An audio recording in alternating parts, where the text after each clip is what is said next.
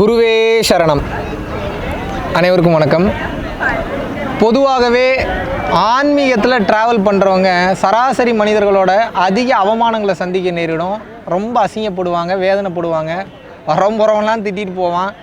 மெயினாக வீட்டில் இருக்கிறவங்ககிட்டே மதிப்பு மரியாதை இருக்காது. அப்போது உலகமே நம்மளை வெறுக்குது, வீடு நமக்கு சப்போர்ட் பண்ணுது அப்படின்னா ஒரு கான்ஃபிடென்ஸ் இருக்கும், ஒரு நம்பிக்கை இருக்கும், ஒரு தெளிவு இருக்கும். பரவாயில்ல, நம்ம வீடாக நமக்கு சப்போர்ட் பண்ணுதுன்னு. ஆனால் இந்த ஆன்மீகம்னு வந்துட்டிங்கன்னா மெயினாக உங்களை வெறுக்கிறதே முதல்ல உங்கள் வீடாக தான் இருக்கும். மேக்ஸிமம் நம்பர்ஸ் ஆஃப் பீப்புள் நான் சொல்கிறேன், எல்லாருமே அந்த மாதிரி இல்லை. அதுக்கு விதிவிலக்காக இருக்கக்கூடிய ஒரு சில பேரும் இருக்காங்க. ஆனால் இதில் நீங்கள் மெயினாக நோட் பண்ண வேண்டியது என்ன, வீடு தான் முதல்ல உங்களுக்கு எகென்ஸ்டாக நிற்கும். இதுக்குண்டான காரணம் என்ன அப்படின்னா, நல்லா புரிஞ்சுக்கங்க.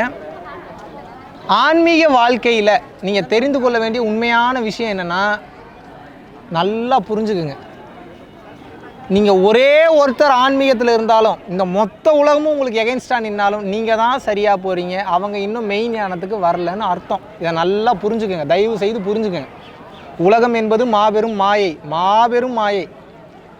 இருக்கக்கூடிய கல் மாயை, அது போக காற்று மாயை, பஞ்சபூதங்கள் மாயை, எல்லாமே மாயை தான். அது பெரிய கான்செப்ட், பெரிய டாபிக். மாயையை பற்றி இன்னொரு நாள் நம்ம டீட்டெயில்டாக பேசும் போது இதை புரிஞ்சுக்குங்க. உண்மையை நோக்கி ஒருத்தன் ட்ராவல் பண்ணுறான்னா இதுக்கு பேரே மறைபொருள். மறைபொருள்னா என்ன? மறைந்து நின்று செயல்படக்கூடிய பொருள் என்பதால் இதற்கு பெயர் மறைபொருள். இப்போது நான் என்ன கேட்குறேன் அப்படின்னா, இப்போ நீங்கள் அரிசி வந்து நம்ம நெல்லாக விளைவிக்கிறோம்னு வச்சுப்போம். நெல்லை வந்து விளைவிக்கிறோம். நெல்லை நம்ம விளைவித்து நெல் அரிசியாக மாறி அரிசி நம்ம தட்டுக்கு வந்து சாப்பிட்டா ஆஹா அரிசி சாப்பாடுன்னு சொல்லி நம்புறீங்க. ஆனால் நான் என்ன கேட்குறேன், இந்த அரிசி இப்படி வரணும், நெல் இப்படி வரணும் அப்படின்னக்கூடிய அந்த சூட்சமமான அந்த டயக்ராம் இருக்குது தெரியுமா, அதுக்கு பேர் தான் மறைபொருள், அதுக்கு பேர் தான் இன்ஜினியரிங் மைண்டு. இது யார் கிரியேட் பண்ணா? அதை பற்றி யோசிச்சிருக்கீங்களா? ஆன்மீகவாதிகள் ரொம்ப கிளியராக இருக்கணும் இந்த விஷயத்தில். நாம் தேடி போவது மறைபொருளை தேடி போகிறோம். ஏன்? இந்த உலகத்தில் எதை கவனித்தாலும் அதுக்கு பேர் அறிவு. அறிவு தான் கற்றுக்க முடியும். திமிரு, அகம்பாவம், ஆணவத்தை தான் கொண்டு வரும். மறைபொருளை தேடி எவன் ஒருவன் செல்கிறானோ, அல்லது மெய்ப்பொருள், எப்படி வேணாலும் வச்சுக்க, மறைபொருள் அல்லது மெய்ப்பொருள். இந்த மெய்ப்பொருள் அல்லது மறைபொருளை தேடி எவன் ஒருத்தன் போகிறானோ அது கண்ணுக்கே தெரியாமல் இருக்குது. எங்கே இருக்குன்றது தெரியல, எப்படி இருக்குன்றது தெரியல, யாருக்கிட்ட இருக்குன்றது தெரியல, அட்ரஸ் கிடையாது, எதுவுமே கிடையாது. இதுக்கு முதல்ல எவ்வளோ கட்ஸு வேணும், எவ்வளோ துணிவு வேணும். இப்போ பாருங்கள், காசி எடுத்துங்க. இப்போ நம்ம கங்கை நதிக்கரையில் இருக்கிறோம் பாருங்கள். மொத்த பூமி ஆன்மீக பூமி தான். எத்தனை மக்கள் இருக்காங்க பாருங்கள். இவங்களாம் உண்மையை தேடி வந்தவங்க தான். பக்தி மார்க்கத்தில் பல நபர்கள் இருக்காங்க, ஞான மார்க்கத்தில் பல நபர்கள் இருக்காங்க, யோக மார்க்கத்தில் பல நபர்கள் இருக்காங்க. இவங்களாம் உண்மையை பார்க்கலையா? இல்லை உண்மையை பார்க்கணுன்ட்டு போகலையா? உண்மை தெரிந்தவர்கள் பல பேர், உண்மையை தேடி சென்று கொண்டிருப்பவர்கள் பல பேர். ஆனால் தேடல் என்பது உண்மைதானே? அப்போ நீங்கள் தெரிஞ்சுக்க வேண்டியது என்ன, ஆன்மீகத்துக்குள்ளே வந்துட்டா குடும்பத்தை தூக்கி போட்டு வரணும்னு நான் சொல்ல, குடும்பத்தை எதிர்த்து நிற்கணும்னு நான் சொல்ல. குடும்பம் என்ன சொன்னாலும் எனக்கு அது கவலையே இல்லை, எவன் என்ன சொன்னாலும் எனக்கு அது கவலை இல்லைன்ற அந்த தெளிவுக்கு வந்துவிட வேண்டும். எதை பற்றியும் கவலைப்படக்கூடாது, எதை பற்றியும் டென்ஷன் பண்ணக்கூடாது. ஏன்? நாம் தேடி போகக்கூடிய பொருள் அப்பேற்பட்ட ஒரு பொருள், அப்பேற்பட்ட ஆற்றல் மிகுந்த ஒரு பொருள். அது கிடச்சிருச்சுன்னா எல்லாமே நமக்கு கிடச்சிரும், அதில் மாற்றுக்கிறதே கிடையாது. என்ன வேணும் உங்களுக்கு? என்ன வேணும் உங்களுக்கு? ஆயக்கலைகள் 64 மறைபொருளில் இருந்து தான் வந்தது. ஓம் அம் உம் க்ளீம் சம் உம் அப்படின்ற மந்திரம், மகா மந்திரம் எங்கேருந்து வந்தது? அந்த மாதிரியான சின்ன மந்திரங்கள் எல்லாமே மகா மந்திரமான அந்த மெய்ப்பொருள் அல்லது மறைபொருளில் இருந்து தான் வந்தது. எல்லாமே அந்த மறைபொருளில் இருந்து வந்தது. அப்படின்றப்போ அந்த மறைபொருள் எவ்வளோ சேஃப் அண்ட் செக்யூராக இருக்கும். ஒரு 1 லட்ச ரூபா 2 லட்ச ரூபா பணத்தவே யாருக்கும் தெரியாமல் பத்திரமா பீரோவை தாண்டி உள்ளே போய் யாருக்கும் தெரியாமல் மறைச்சி வச்சுட்டு போகணுன்னு நினைக்கிறீங்க. அப்படி இருக்கிறப்போ இந்த பொருளில் அண்ட சராசரத்தையும் ஆட்டி வைக்கக்கூடிய ஒரு பொருள்.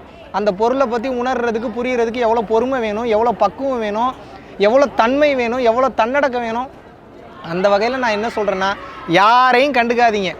ஆன்மீகம் என்பது உங்களுக்கும் இறைவனுக்கும் உண்டான பாதை. இந்த பாதையில் பயணம் பண்ணணும்னா வைராகியம் அவசியம், தைரியம் அவசியம். எப்பேற்பட்ட சூழ்நிலையிலையும் நடுநிலை தவறாமல் இதில் நான் சென்றே தீர்வுன்ற அந்த தைரியம், அந்த கான்ஃபிடென்ஸ் இருக்கிறவனுக்கு மட்டும்தான் இந்த மறைபொருள் என்பது கிடைக்கும்.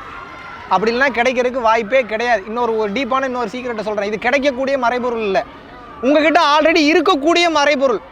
அப்போ இந்த மறைபொருளை அனுபவித்து உணர்வதற்குண்டான வழி தான் பரம்பொருள் யோகம், சித்த வித்தை, கிரியா யோகம், வாசி யோகம், பேர் என்ன வேணாலும், குண்டலினி யோகம், என்ன வேணாலும் வச்சுக்கோங்க. கான்செப்ட் என்ன?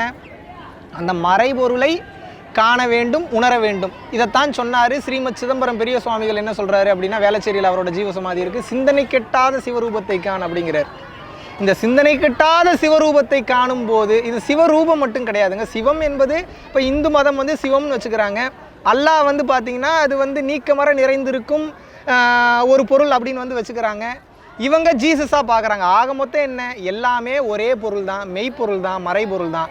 இந்த பாதையில் செல்லும்போது அவமானங்களை சந்திக்க நேரிடும், அசிங்கப்பட நேரிடும், எல்லாத்தையும் தாண்டி பெயின் வேதனைலாம் அதிகமாக இருக்கும். ஆனால் இது அனைத்தும் உங்களை செம்மைப்படுத்தும். See, I just wanted to make you one thing very clear.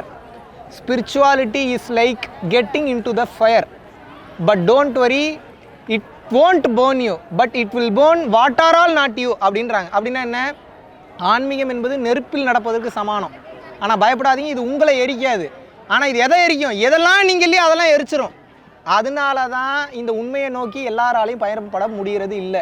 ஏன்னா எதெல்லாம் உண்மை இத்தனை வருஷம் நீங்கள் நினச்சி வாழ்ந்துட்டு இருக்கீங்களோ அத்தனையும் அழிச்சிரும், அத்தனையும் எரிச்சிரும், அத்தனையும் பொசிக்கிறோம். அந்த தைரியம், அந்த வைராகியம், அந்த ஒரு இதை பார்த்தே தீர்வன்ற அந்த தன்மையில் இருக்கக்கூடிய நபர்களுக்கு தான் இந்த மறைபொருள் என்பது கிடைக்கும். தைரியமாக இருங்க, யார் என்ன சொன்னாலும் கவலைப்படாதீங்க. உங்களுக்கு இறைவனுக்கு உண்டான பாதையில் அவர் நிச்சயமாக உங்களுக்கு அருளாசிகள் வழங்குவார். இந்த உலகம் என்பது வெறும் 60 வருஷத்துலேருந்து 100 வருஷ கேம் தான். இதை நம்பி ஏமாந்துடாதீங்க. இதை தாண்டிய மரணமில்லா பெருவாழ்வு என்று மாபெரும் சமாச்சாரங்கள்லாம் இதை தாண்டி இருக்குது. அதை உணரணும் அப்படின்னா இந்த பாதை என்பது மிகவும் அவசியமானது. அதற்கு ஆன்மீகம் என்பது மிக மிக மிக மிக தேவையானது. இதை புரிந்து நடந்து கொள்ளுங்கள். நன்றி, வணக்கம்.